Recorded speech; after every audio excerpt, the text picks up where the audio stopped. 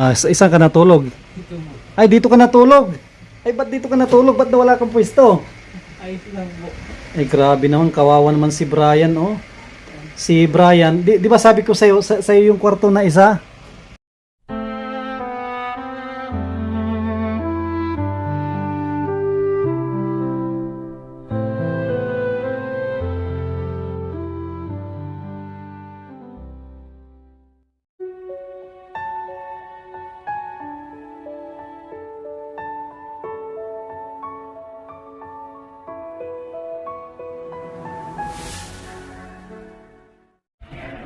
Sam Ashley. Subscribe po natin, Sam Aslay TV. What's up mga kalingap? Supportahan niyo po Sam Ashley TV.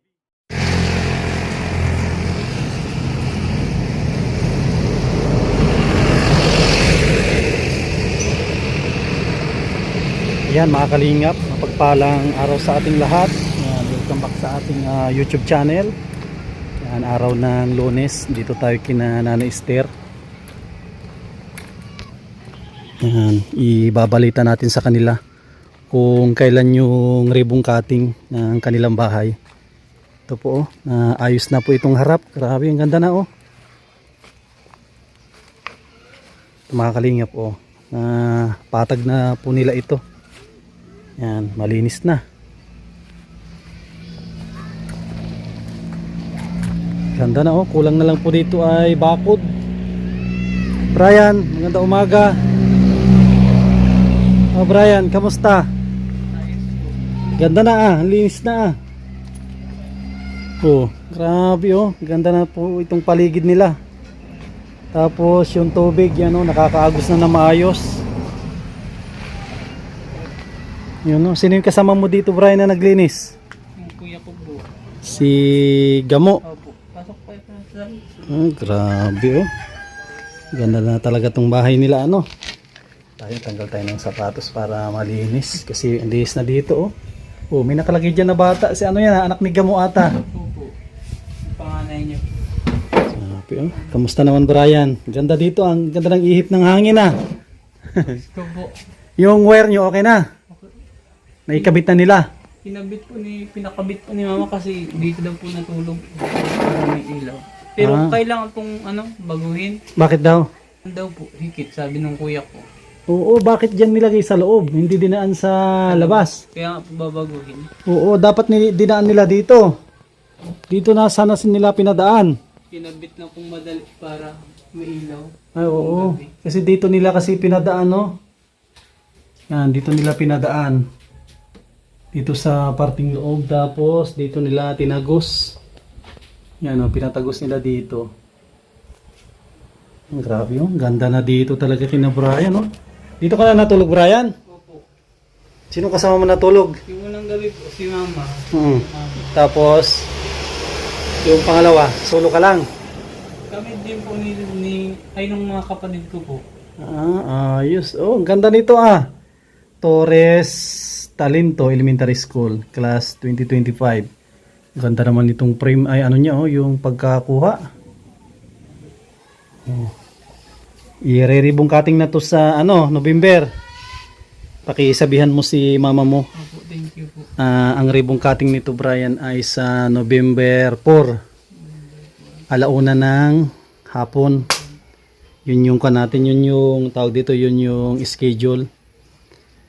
November 4 ng siguro maaga andito na ako. At magluluto tayo ng pang pagkain ng mga bisita. Yan, ano kaya Brian ang pwede natin na ihanda sa kanila? Gahanda din po siyempre sila mama. Ako lang po. Ano yung kakatayin nila? Kalabaw?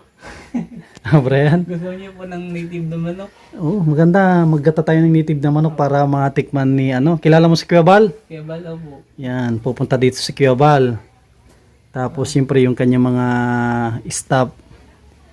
Dito tayo magtatanghalian. Maganda siguro kung may native na manok, Brian. Opo. Ano maganda luto doon? Tinula o ano? Ang pinakang maganda pong luto pag native, tinula daw po. Tinula. Pwede naman na gataan. Yun ang maganda. Tapos kung pala yung bulkasil, nakalimutan ko palang palagyan yung mga butas dyan. Pag walang bulkasil, mabili na lang ako. Importante po kasi malagyan yan, no, ng bulkasilyong yero. Yan, no, may mga butas pa dyan. May binili ako kaso hindi ko alam kung saan na ilagay. Okay na pala ito na ikabit na nila, oh. Ito yun. Oh, sabi ko ito naman dito. Ayos na, oh. Nagamit mo na electric pan, oh, Brian. Opo, nagamit ko. Kagabi kasama mo yung mga kapatid mo. Kamusta naman yung tulog? Ayos naman po.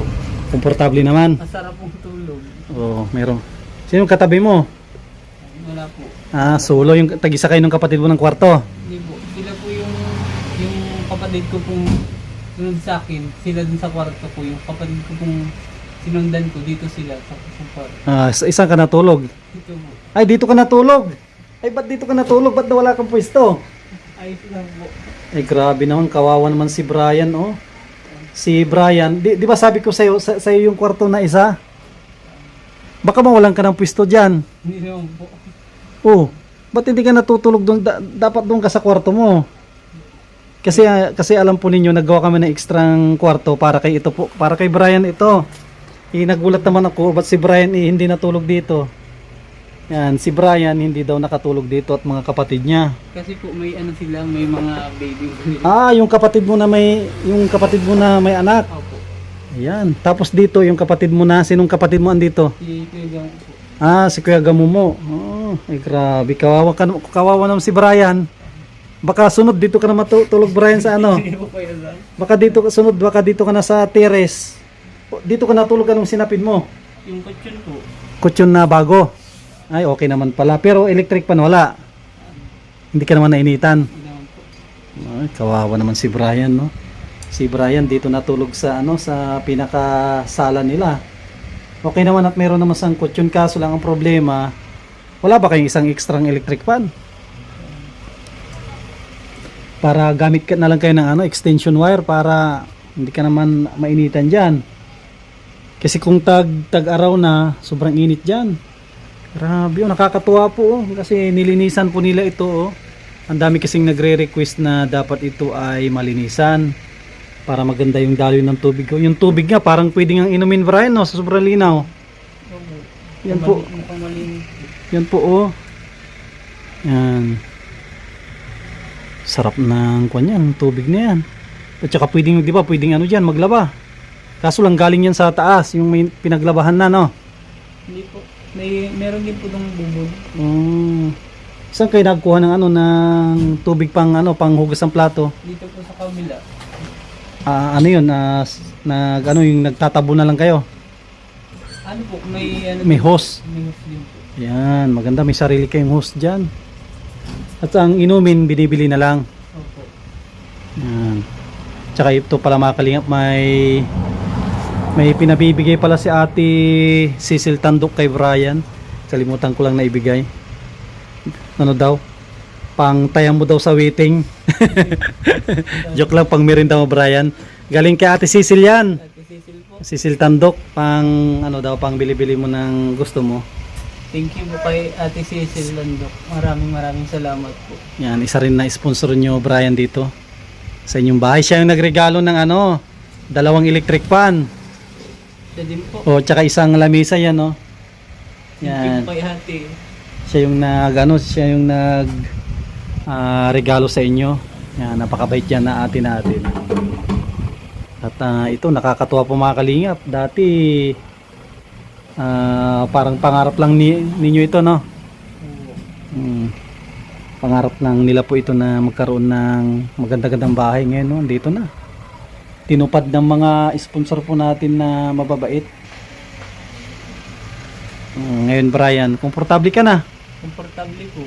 Wala ka nang gustong hilingin.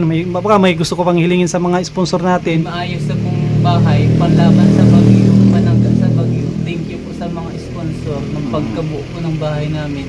Oo. At God bless po. Pwede ka nang magjowa nito, Brian. Hindi po magjowa. Pwede ka na magjowa. May bahay ka na. Brian, may bahay na si Brian na maganda. At ang kagandahan po nito, ito po ang ganda. Gilid sila ng ito kalsada, oh. At natuwa talaga ako nung pagbaba ko at nakita ko agad ito. Na agaw pansin agad tong kalinisan dito sa harap. Tapos ano yung plano ni mama mo dyan sa harap? kung pwede po siya magtayo ng business. Tapos mga halaman po. Oo. Tapos, Tataniman po niya ng, mahilig po kasi si mama magtanim ng mga halaman, mga gulay. oh, tsaka narinig ko na parang plano niya ata itong bakurin. Maganda pag nabako dito. O, tapos medyo papalalim pong konti. Palaliman ito. Para hindi na umano yung tubig dito. Maganda. Tsaka maganda pag mabako dito para hindi labas-pasok ang mga bata. Maganda. Pag nabakod na po ito. At mataniman din nila na taniman ng ganda dyan, Mga halaman. halaman. May pwede kayong magtanim din dyan na pwedeng pakinabangan, mga talong. herbal, tapos mga herbal po. Herbal, pwede dyan, talong, Gulay. okra, gulay. Tapos dyan sa harap, yung bakod, pwede yung yung sitaw. Opo. Pwede yung pagapangan ng sitaw. Ready na ito. Ribbon cutting next week. Ito Brian basta pakisabi kay mama mo November 4. Andito kami alauna ng hapon. Ipaparibong cutting na natin ito. Sabihan ko na rin si Joseph para ma-retouch niya yung konti dito at ito idodoblehan pa ito. Doblehan pa ng pinturahan para matanggal yung mga dumi dyan. At may pintura naman na naiwan dyan. Yan, thank you Lord. At tapos na ito. Tapos na itong bahay ni Brian. Yan, at dito pala. Tignan natin. Yan, para sa mga bagong makakapanood. Ito po ang pang 22 na pabahay po ng ating mga sponsor. Yan. Yan, dito po yan sa ating YouTube channel, Sam Ashley TV. Yan, pang 22 na pabahay. Yan na, at padami ng padami. Yan, may CR na maganda. Yan, aluminum ang gamit. Ang ano lang po nila dito, i-maintain lang. Mayroon po ka palang solar na ilaw. Yan, ang gagawin na lang po nila dito ay i-maintain ang bahay, kalinisan. Kasi ito kasi wala nang mabubukbok dito eh.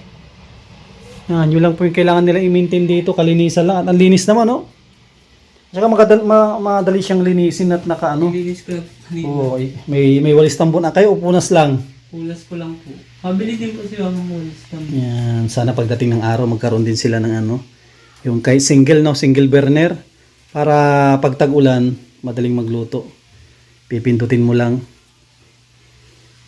Basta na lang po ito. Unti-unti na nila itong malalagyan ng gamit. Brian, unti-unti pag si Brian ay nakakubra, pwede ka magbili-bili na ng mga gamit din ditong panglagay.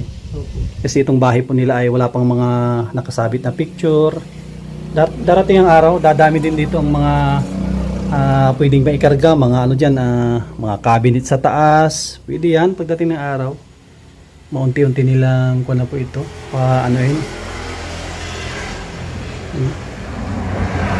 Ayos na. Tsaka na-wiring sana natin ito. Yan ang ganda dito. Andito yung dalawang foam. Yan. Sige Brian, salamat. Yan, dito tayo kay Joseph at may nagre-request na gusto daw nila makita yung bahay ni Joseph.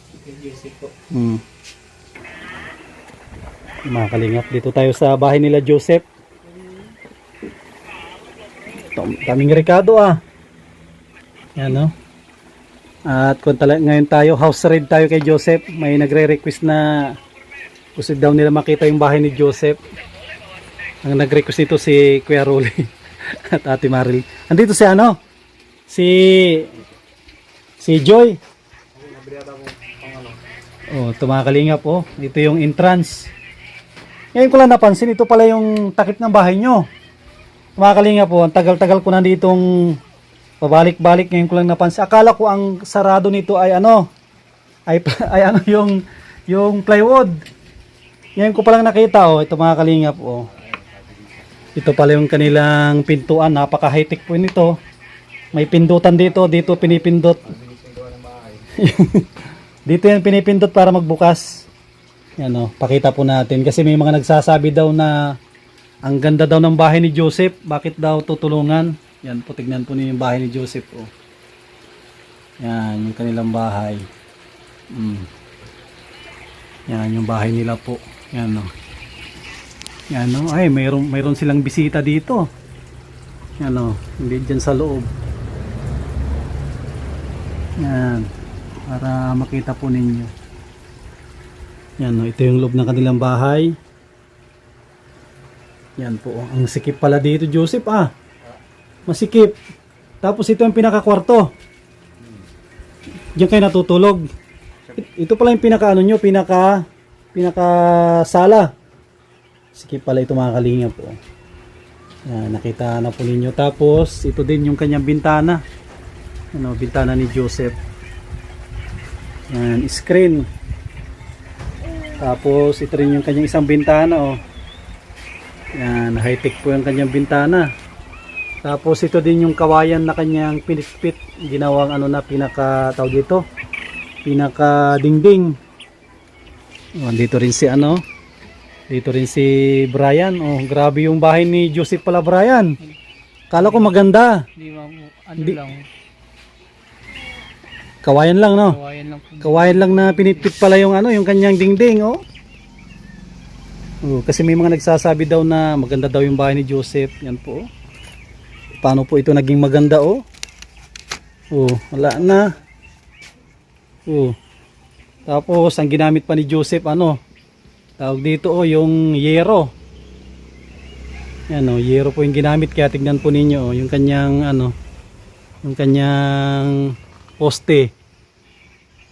Eh, hanggang dito pala sa likod oh. Yan. Hanggang sa likod gumamit pala si Joseph ng kawayan. Ano lang po ito, madalian na gawa. Tapos dito, ay grabe oh. Oh, ito pala mga kalingap oh. Oh, lusot pala ang tao dito. Oh, diyan tayo. Doon tayo kanina oh. Yun yung pinto na. Ito pala yung likod ng bahay ni Joseph. Ang naging tabing niya yung ano, yung itong ano, yung TV. Tapos frame na ano, yung kung saan to galing na frame, parang frame ng kama ito eh. Yan, tapos ito din yung likod oh. Yung mga kalingap, ko na pala ito, marupok na yung mga ano, ginamit niyang kawayan. Ito po oh. Yan, puro kawayan, tapos ay, tanggal na tuloy. Nahila ko. Yan oh. Kinapitan ko lang ng konti, tanggal na. Oh, kinapitan ko lang, tanggal na pala mga ito. Tsaka ito, mga ano to, alam po ninyo may nag-tistis ng kahoy, siguro ito yung mga naiwan. Yan o, imbis na gawin ni Joseph na panggatong, kinabit niya sa taas para may pangtakip. Tapos ito naman yung kanyang kusina oh. Yan, ito yung kusina ni Joseph. Oh. Yan, ito yung kanyang kusina. Ang slab niya ito oh. Yung pinaka-flooring niya ay kahoy. Yan. At ito rin yung pinakita natin noong nakarang araw. Yan, ito. Yung kanyang mga ano. Tapos sa banggit ni Joy, ito daw yung dating bahay nila. Ito. Itong kulungan daw ng baboy. Tama ba, Joseph? Ito daw yung dating bahay nyo. Ito. Nawalan mo namin yan. Joy, no, ito yung kininto ni Joy. Ang dating bahay daw nila ay ito daw, Joy, no, ito yun. Siya po yung kaya Sam, dati po yung kulungan ng baboy. Tapos Eh, sabi ko kay Joseph, mas maganda yung may sarili kasi pong bahay. kahit kulungan ng baboy, inatipan nyo na lang. Opo, nilagyan niya ng ano yung kahoy. Kahoy. Napakaliit niyan. Maliit lang po, tapos dun yung parang kwarto-kwarto po namin, eh, maliit lang po. Ito lang po yung parang ano lang namin.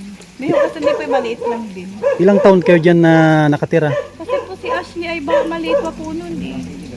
Pero, ilang taon ba nun? Hindi ko na po alam eh. Matagal na po. Tagal na. Oo. Tapos naman dito, Paano nag-umpisa itong bahay nyo na ito din? ito kasi Kuya Sam, nung nagtatrabaho po siya sa Maynila po. Tapos pag nag-iipon po ako ng pera, tapos pag may naipon na po ako, binibili ko po ng material, utay-utay po. Kaya po ito ay nabuo. Nabuo. Kaso sobrang tipid.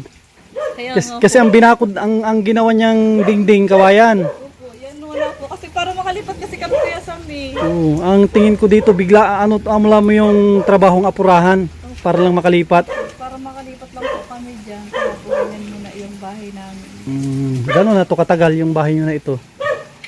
4 years na na po. Kasi 4 na taon na po sila. 4 years. Ibig sabihin pala, matagal din pala kayo dito na nagtiis dito. Itong kulungan ng baboy. Grabe oh. Ito mga kalinga po. Akyatin natin. Kasi ito yung kininto ni Joy sa akin. Itong maliit ito na kulungan ng baboy daw. Hindi na ginagamit ito Joy. Tapos binubungan nyo na lang. Ay ito. Oh, ba't bumigay na oh. Bumigay na pala ito, sininto ni Joseph, tapos nilagyan niya ng ng bubong. Sobrang sikip. Buti na lang nakaisip si Joseph na diyan magtayo. Ito po yung i-renovate po natin itong bahay ni Joseph.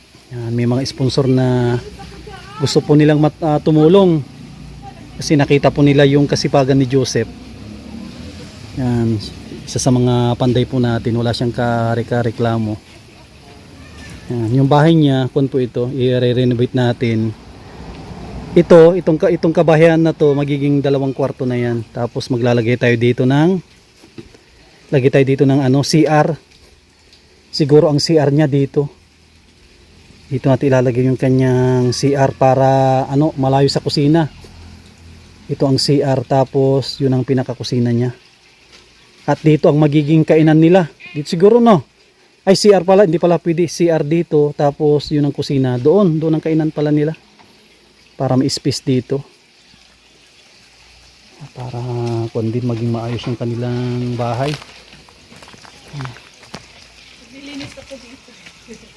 Ano po ito? Umpisahan po natin ito itong January.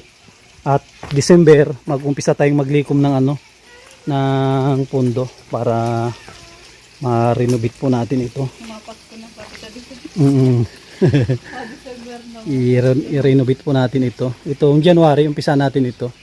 Mas magandang bagong taon natin makapag-umpisa at sakto medyo medyo patapos na rin yung tag-ulan. Habi oh. Bahay ni Joseph. Sobrang liit po nito. Kanyang bahay.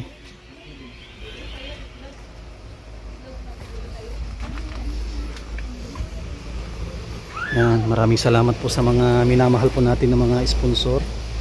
Walang sawa na tumutulong po yan sa ating programa. Yan, tulad ni Nana Esther, isa sa mga natulungan po natin.